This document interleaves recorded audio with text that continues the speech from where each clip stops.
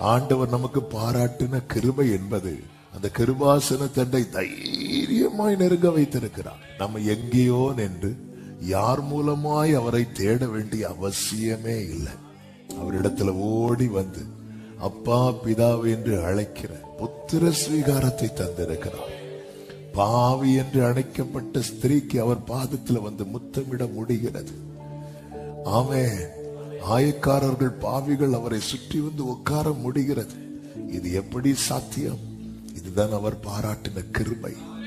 நாம் எல்லாம் பிராகாரத்தில் கூட நிற்க தகுதி இல்லாதவர்கள். நம்ம எத்தனை பேர் அவங்க கிட்ட நெருங்க விடுவாங்க? கொஞ்சம் யோசித்து பாருங்க. இல்ல, விட மாட்டாங்க. ஆனா ஒருத்தர் ரெடியா இருக்கிறார். அவருடைய வாசல் திறக்கப்பட்டிருக்கிறது. தைரியமாய் ஓடி வரலாம். அவரை அண்டிக் கொள்ளுங்கள் என்று பைபிள் சொல்லுகிறது.